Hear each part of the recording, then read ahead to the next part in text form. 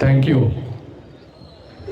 మొదటిగా శ్రావణ్ కుమార్ గారికి టికెట్ అనేది అందరికీ తెలుసు, మా అందరికీ తెలుసు, ఆయనకి ఎప్పుడు కన్ఫర్మ్ అయిందని. బట్ ఈరోజు రావటం నాకు కూడా చాలా ఆనందంగా ఉంది.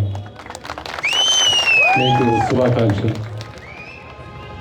మరి ఉరకలేస్తున్నటువంటి ఉత్సాహంతో నన్ను స్వాగతించినటువంటి తెలుగుదేశం పార్టీ, జనసేన కార్యకర్తలకి, అభిమానులకి, వేదికను అలంకరించినటువంటి పెద్దలకు, అదేవిధంగా నిరంతరం నిజాయితీతో పనిచేస్తున్నటువంటి మా శ్రావణ్ కుమార్ గారికి నా హృదయపూర్వక కృతజ్ఞతలు. మరి ఒక్కసారి వెనక్కి వెళ్ళి చూస్తే వారు స్టూడెంట్ లీడర్గా విద్యార్థులు హక్కుల కోసం పోరాడారు. అదేవిధంగా ఒక ప్రభుత్వ ఉద్యోగిగా, ఎమ్మెల్యేగా ఎన్ని సవాళ్లు ఎదురైనా, ఎంతమంది ఎదిరించినా ముక్కుసూటిగా నిరంతరం నిజాయితీగా ఎన్నో అభివృద్ధి పనులు చేసుకుంటూ ఈ ప్రాంతాన్ని ముందుకు తీసుకువెళ్ళారు. కాబట్టి మీకు తెలుగుదేశం పార్టీ తరఫున, నా తరఫున శిరస్సు వంచి వందనాలు. మరి ఈరోజు ఈ ప్రాంతం అంటే రాజధాని, దీని గురించే మాట్లాడాలి. ఒక రైతుకి భూమి మీద ఎంతటి ప్రేమ ఉంటుందో మాటల్లో వర్ణించలేము. అలాంటి భూములని ఒక రాజర్షి, ఎవరు, నారా చంద్రబాబు నాయుడు గారు ఇచ్చినటువంటి ఒక్క పిలుపు కోసం 33,000 ఎకరాలు ఏ దేశంలో కానీ ఏ రాష్ట్రంలో కానీ లేనటువంటిగా మీరందరూ ఆ రోజు ఇచ్చేశారు. అదేవిధంగా అక్కడ ఏమి చేయబోతున్నారు అనేటువంటి విషయాన్ని ప్రతి ఇంటికి వెళ్ళి దాన్ని ఇబ్బందులు లేకుండా ఆ ప్రక్రియ పూర్తి చేశారు శ్రావణ్ కుమార్ గారు. మీకు తెలుసు, ఒక 2-3 ఎకరాలు ఒక ప్రాంతంలో సేకరించాలంటే అది ఎంత కష్టమైన పని, ఇద్దరు అన్నదమ్ముల మధ్య సాధ్యం కాదు. అలాంటిది 33,000 ఎకరాలు రైతులు నమ్మి ఇచ్చినందుకు మీ అందరికీ శిరస్సు వంచి వందనాలు. అయితే వారికి దక్కింది ఏమిటి? లాఠీ దెబ్బలు. గర్భంతో ఉన్నటువంటి స్త్రీలకి బూట్ల కాళ్లతో తన్నులు, కటకటాలు. జగన్మోహన్ రెడ్డి గారిని అడుగుతూ ఉన్నాం, ఇది న్యాయమా అని. మీరు ఆ రోజు ఏం చెప్పారు? అసెంబ్లీ సాక్షిగా మేము ఇక్కడే రాజధాని అని చెప్పారు. ఎలక్షన్ ముందు కూడా ఇదే రాజధాని అని చెప్పారు. మీరు యువకులు ఇంకా ముందుగా గొప్పగా అభివృద్ధి చేస్తారని కొంతమంది ఆశపడి ఆ రోజు మీకు ఓట్లు వేశారు. ఈరోజు వాళ్ళకి వాళ్ళు చెప్పు తీసుకొని కొట్టుకునే పరిస్థితిని మీరు కల్పించారు. మహాభారతంలో ఒకటి ఉంది. ఆ రోజు ద్రౌపది అంటుంది, ఏమంటుందంటే, ధర్మరాజు నుంచి వచ్చేటువంటి ప్రతి ఎన్ని రక్తపు బొట్లు అయితే వస్తాయో అన్ని సంవత్సరాలు ఆ దేశానికి అరిష్టం అని. అదేవిధంగా ఈరోజు ఈ రైతు కన్నీళ్లలో నుంచి వచ్చేటువంటి ప్రవాహం నుంచి నీ రాష్ట్రం, నీవు నాశనం అవ్వబోతున్నావని ఈ సభాముఖంగా హెచ్చరిస్తున్నాను. ఈరోజు మీరు చూస్తే నేను ఎందుకు రాజకీయాల్లోకి వచ్చాను అని అంటున్నారు.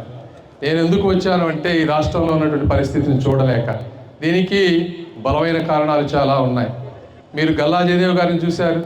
వారి తండ్రి, ఆయన కూడా ఒకప్పుడు ఎన్ఆర్ఐ, అక్కడి నుంచి వచ్చి ఒక రూరల్ ప్లేస్లో అన్ఎంప్లాయ్మెంట్ తగ్గియాలని ఒక గొప్ప ఇండస్ట్రీని పెట్టారు.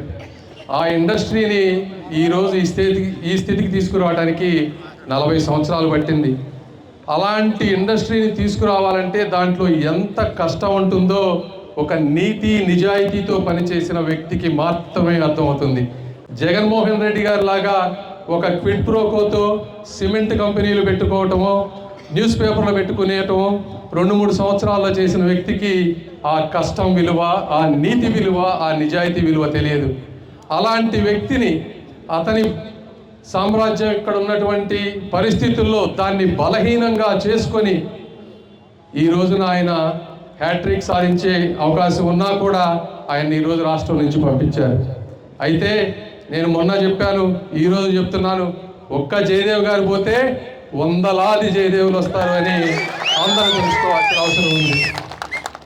రెండోది, ఈ రాష్ట్రం గురించి రోజుకి 15 గంటలు కష్టపడేటువంటి నారా చంద్రబాబు నాయుడు గారు 40 సంవత్సరాలు. మీకు ఆయన గురించి తెలిసే ఉంటుంది. పాపం ఆయనకి పొద్దునుంచి సాయంత్రం వరకు ప్రజాసేవ తప్పించి బహుశా ఆయన వేరేదేమీ ఆలోచించరు. మీరు చూస్తూ ఉంటారు, ఒకే షర్టు ఒకే ప్యాంటు, తినేది ఇంత.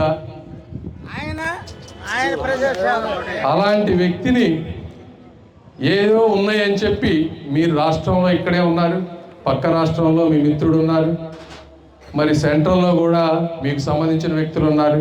ఇవన్నీ కలిపి కూడా ఒక్క కేసును కూడా నిరూపించలేకపోయి మీరు అన్యాయంతో సంపాదించిన డబ్బుని, వ్యవస్థలని మేనేజ్ చేసి ఒక మంచి వ్యక్తిని 50 రోజులు జైల్లో ఉంచారు.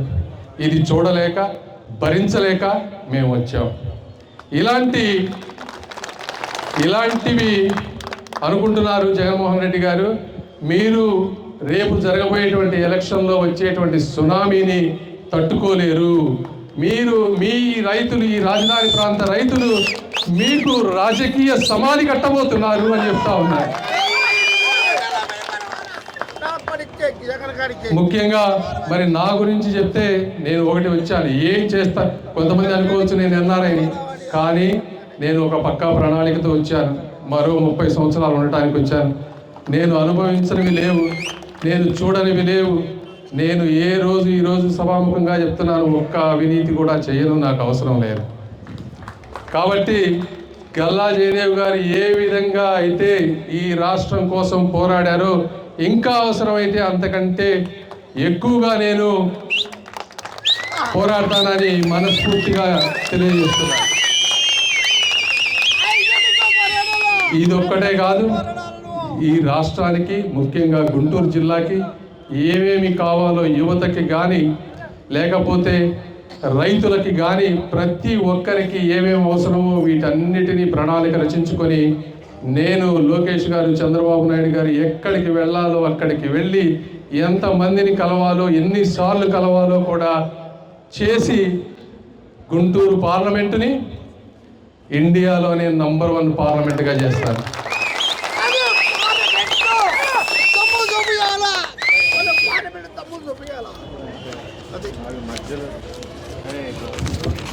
ఇంకొకటి ఫైనల్గా ఆ నమ్మకం నాకు ఉంచాలని, మీరందరూ తెలుసు జయదేవ్ గారుకి ఎంత క్రేజ్ ఉందో.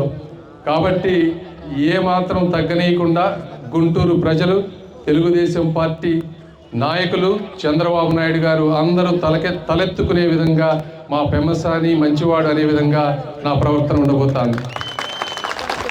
అయితే ఒక్కటే నేను మీ నుంచి కోరుకునేది, ఈ రోజున అందరం కలిసి పనిచేయాల్సిన అవసరం ఉంటుంది. రాజకీయాల్లో 10-15 సంవత్సరాలు ఉన్నప్పుడు మనస్పర్ధలు సహజం. కాబట్టి ఇందులో చాలా గ్రూపులు ఉండొచ్చు. కొంతమంది ఏదన్నా చిన్న మాటతోటి అయి ఉండొచ్చు, కొంతమంది కొంచెం ఎక్కువ స్వలాభాలతో గ్రూపులు ఉండొచ్చు. బట్ ఏది ఏమైనప్పటికీ మీరు ఈరోజు చూస్తే చంద్రబాబు నాయుడు కానీ, లోకేష్ గారు కానీ, పవన్ కళ్యాణ్ గారు ఎంత ఒద్దికగా కలిసి పనిచేస్తున్నారు. చంద్రబాబు నాయుడు గారు అవసరమైతే పవన్ కళ్యాణ్ గారు ఇంటికి వెళ్తారు, పవన్ కళ్యాణ్ గారు చంద్రబాబు నాయుడు ఇంటికి వెళ్తారు. ఇది పట్టుబిడుపులు లేనటువంటి ఒక వ్యక్తిత్వాలు. ఎందుకంటే రాష్ట్ర ప్రయోజనాలు ముఖ్యం ప్రతి ఒక్కరికి. మరి లోకేష్ గారిని చూస్తున్నారు, ఆయన ఎంత కష్టపడుతున్నారు. రేయనక, పగలనక, రాత్రనక, ఎండనక, వాననక, ఈ విధంగా ఎవరికి వారు వాళ్ళకి ముందుకు వచ్చి కష్టపడుతున్నారు. కాబట్టి మన వంతుగా మరి పవన్ కళ్యాణ్ గారిని చూడండి మీరు, ఆయనకి ఏం అవసరం, ఒక సినిమాకి 50-100 కోట్లు తీసుకునేటువంటి పరిస్థితి. అయినప్పటికీ తెలుగుదేశం పార్టీ కష్టకాలంలో ఉన్నప్పుడు రోడ్డు మీదకి వచ్చారు. వారు ప్రతి అడ్డమైన వాడి చేత ఈరోజు మాటలు అనిపించుకునేటువంటి పరిస్థితి. అయినప్పటికీ ఈ రాష్ట్ర భవిష్యత్తు దృష్ట్యా ఆయన ఎంతగా ముందుకెళ్తున్నారో మీరు అందరూ అర్థం చేసుకోవాలి. కాబట్టి మనం జనసేన తెలుగుదేశం పార్టీ అభ్యర్థులని అఖండ మెజారిటీతో గెలిపించాలి. అందరూ కలిసి పనిచేయాలి. చిన్న చిన్న మనస్పర్ధలు ఉంటే మనం తర్వాత సర్దుకుందాం. రాష్ట్ర భవిష్యత్తు ముఖ్యం మనకి. అదేవిధంగా క్యాపిటల్